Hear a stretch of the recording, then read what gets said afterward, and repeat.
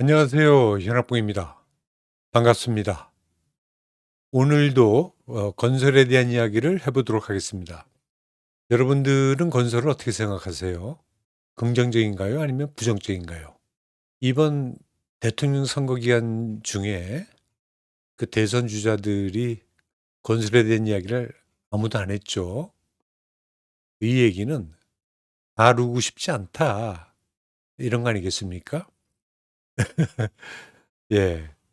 건설이 언젠가부터 그리 좋은 이미지를 주지 않고 있는 것 같습니다. 그런데 가만히 생각해 보세요. 제가 지금 녹화하고 있는 이 방, 이 건물, 이게 다 건설이죠? 또 내가 거주하고 있는 집, 아파트가 됐건 뭐가 됐건 간에 이 전부 다 건설입니다. 그 여러분들이 매일 다니는 길, 그 건설이죠. 그것뿐인가요? 공항, 다리, 교량, 항만, 철도, 온통 내 주변이 건설입니다. 건설은 우리 생활에서 떼놓을 수가 없어요. 우리와 같이 생활하는 그 자체다. 근데 우리 같이 살아가면서 '나쁜 놈들.' 이런 생각을 왜 하게 됐을까? 이제 건설 품질의 문제죠. 잘못 지어서 무너지고 떨어지고 사망하고. 근데 말이죠. 우리가 해외 나가면 그런 현상이 없어요. 잘하고 있어요. 뭐 손해는 볼 수 있을런지 모르겠지만 우리가 지은 구조물, 건축물, 교량, 다리 아주 잘 짓고 있습니다. 이거는 사실은 어떤 제도적인 문제도 있고 여러 가지가 있는데 어쨌든 우리 국내 건설 시장이 좀 후진적이다. 이런 이야기입니다. 뭐 후진적이건 선진적이건 간에 우리 생활입니다. 건설이라고 하는 거는. 그러니 이것이 국민들에게 좀 자랑스러워질 수 있도록 이렇게 해야 하는 것이 우리 건설인들의 몫인 것이죠. 그래서 제가 이번 동영상의 제목을 K건설 다시 뛰어보자. 이렇게 정했습니다. 정말 다시 뛰어야 될 것 같아요. 이제 너무 암담합니다. 여러분, 우리 건설업이요. 우리 국가 GDP의 15%나 차지하고 있습니다. 좀 높은 편이긴 해요. 다른 선진 국가에 비해서. 이게 이제 차츰 줄어서 한 10%, 11%, 12% 이때까지 좀 줄겠는데 이거는 사실은 지금 우리 국가의 건설 산업이 큰 비중을 차지하고 있다는 이야기입니다. 무시할 수 없다는 겁니다. 물론 인제 그 국가별 경제 규모에 따라서 좀 달리 평가할 수 있는데 예를 들면 미국 같은 경우는요. 국가 총생산 GDP라고 하는데요. 이 GDP가 30조 달러입니다. 우리 옆에 일본은 4조 달러. 우리는요. 1.8조 달러. 그 엄청난 규모의 차이가 있습니다. 그러니까 우리도 GDP 규모가 지금 한 13위 정도 하고 있는 것 같거든요. 이게 한 7, 8위, 한 5위까지만 가면 저절로 떨어집니다. 예, 그러니까 그거는 우리 국가 규모에 따라서 또는 이제는 우리가 그 인프라 이것들을 어느 정도 구축을 해 놓으면 건설 그 규모는 GDP에 차지하는 비율은 떨어지게 돼 있다. 그건 뭐 걱정할 필요 없습니다. 어쨌든 지금으로 보면 건설은 절대 무시할 수 없다. 그리고 우리의 삶과 같이 가고 있는 거다. 그러니 이제 건설이 좀 더 멋진 모습으로 국민들 앞에 다가서면 국민들이 다시 사랑해 주는 그러한 산업 분야가 되지 않을까 이런 생각합니다. 건설에 종사하는 인원이 한 180만 명 정도 됩니다. 그러니까 200만 명, 180 뭐 왔다 갔다 하기는 하는데 작지 않은 숫자죠. 네. 고용 유발 효과도 상당히 큰 산업이 건설 산업이다. 좀 더 잘해서 긍정적인 모습을 보이겠다. 자, 그러면 어떻게 될 것이냐? 지난 동영상에서 말씀드렸지만은 일단 건설이요. 뭔가 주특기가 있어야 돼요. 우리가 K건설, K자 붙은 것 중에서 유명한 게 뭐 있습니까? K팝으로부터 시작된 K컬처. 엄청나죠? 전 세계적으로 휩쓸고 있습니다. 그다음 또 뭐 있어요?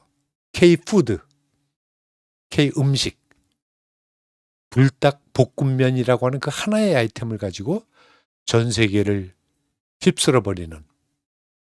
요새는 뭐 한식, 김치 이런 것들도 세계인들이 점차 사랑을 해 주고 있는 이런 거예요.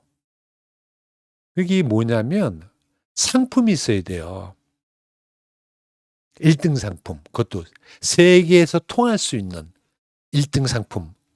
그것을 우리 건설이 가지게 되면 뭐 걱정할 필요 없습니다. 그 1등 상품 누가 만들어내는 거냐? 기업이 만들어내는 겁니다. 그러니까 기업이 굉장히 많은 공부를 해서 세계에서 통할 수 있는 그런 건설 기술, 건설 시공, 건설 관리 이런 것들을 가져가야 된다. 물론 세계를 제패하려고 그러면 지난번 동영상에서 말씀드렸지만은 전문성 그건 필수적이고요. 그렇게 가져가야 된다. 근데 가만히 생각해 보세요. 우리 건설 기술 내놓을 만한 게 있나? 물론 몇 개 있습니다. 이 건설 기술이라고 하는 건요. 이건 특허와 연관성을 갖고 있어야 돼요. 그래서 우리 스스로 이게 좋다 저게 좋다 해갖고 되질 않는다. 세계에서 통해야 된다. 그럼 독보적이어야 된다. 우리도 몇 개 있잖아요. 원전. 물론 이거는 뭐 특허 좀 분쟁이 좀 걸려 있는 거긴 하지만 그 밖에도 몇 가지 있습니다. 어쨌든 간에 세계 건설 시장을 호령할 수 있는 그러한 무엇인가를 건설이 내놔야 된다. 그러려면 어떻게 해야 되겠어요? 연구개발 부단히 해야 됩니다. 뭐 그냥 주나요? 안 되죠. 우리나라 연구개발비가 우리 기업으로 보면 한 1% 정도? 1% 매출 대비 1%. 이거 좀 키울 좀 필요가 있습니다. 제 생각으로는 제 바람으로는 한 5% 정도까지. 가 안 되면 3-4%까지라도 좀 키워서 좀 상품을 내놔야 된다. 우리 국가연구기관 뭐 이런 거 빼고요. 국가연구기관 지금 R&D 예산 많이 투입해 가지고 뭐 나온 게 있나요? 뭐 일부 있겠죠. 제가 모르는 무엇인가 있겠죠. 근데 세계 시장 내놓을 만한 게 뭐가 있었느냐. 그러니까요. 이건 국가 어떤 연구기관 이런 쪽도 좋지만 기본적으로는 기업에 투자해야 됩니다.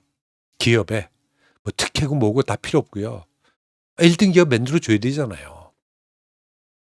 그러니까 이 기업에 투자를 하게 되면요. 그 기업은 생존을 위한 연구를 합니다.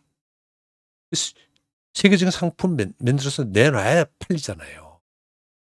그래서 좀 그 R&D 예산 건설 쪽에 이것도 좀 으쌰으쌰하고 좀 많이 달라 그러고 그리고 이것들이 헛되게 쓰이지 않게 기업들에게 좀 나눠질 수 있는 그런 시스템을 좀 구축했으면 좋겠다. 이런 겁니다. 이건 투자하면 투자할수록이요. 뭔가 나와요. 성과가.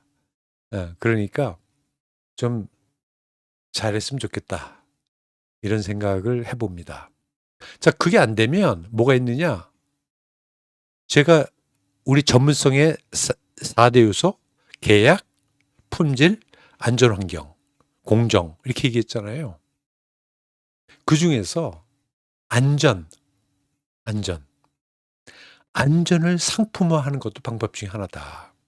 뭐 다른 기술이 없고 힘들면 안 죽이면 돼요. 다치지 않게 하면 됩니다. 그러니까 어떤 기업이 정말 전사적으로 다 나서서 "우리는 절대 사람 다치거나 떨어지지 않게 하겠다." 전사적으로. 회장님부터 시작해서 말단 사원까지 똘똘 뭉쳐 가지고 그래 가지고요. 한 서너 개 프로젝트 성공적으로 해요. 그럼 어떡합니까? 우리는 사람을 안 죽이는 안전 제일 회사입니다. 해외에서도 그렇게 가져가면 한 서너 개 프로젝트 3-4년 좀 고생을 하면 어떻게 돼요? '아 저 회사는 절대 사람 안 죽여.' 그럼 발주자들이 어떡하겠어요?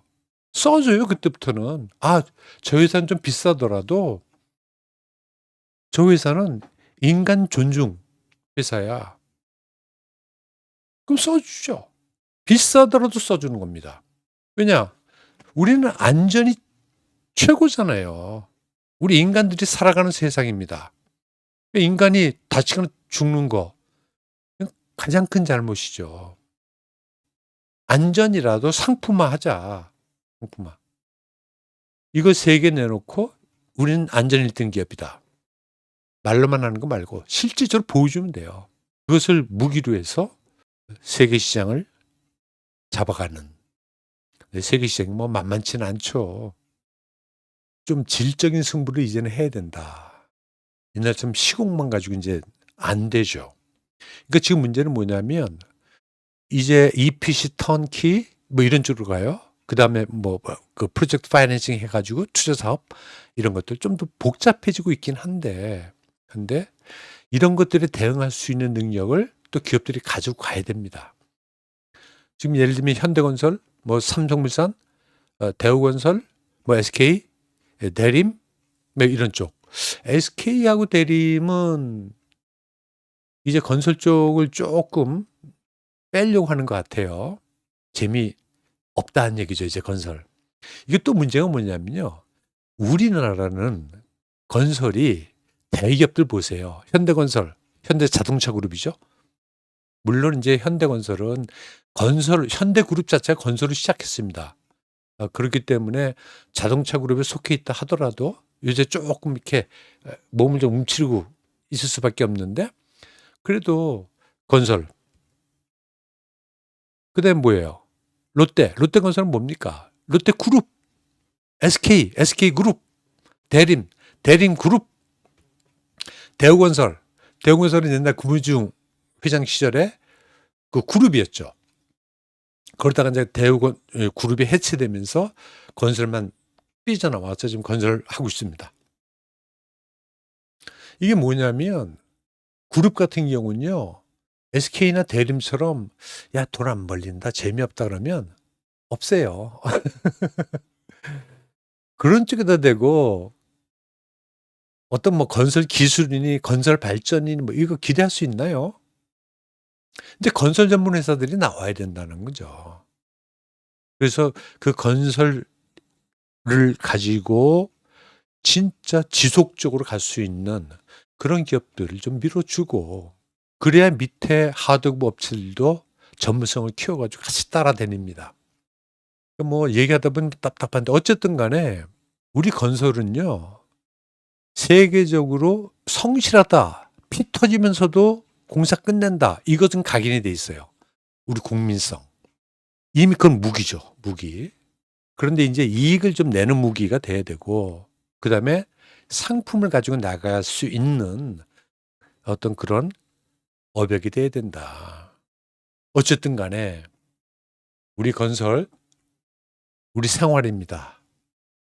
우리는 정말 자긍심을 잃지 말고 우리 건설인 180만 건설인들 모두 이제 다시 시작하는 마음으로 파이팅 했으면 좋겠습니다. 감사합니다.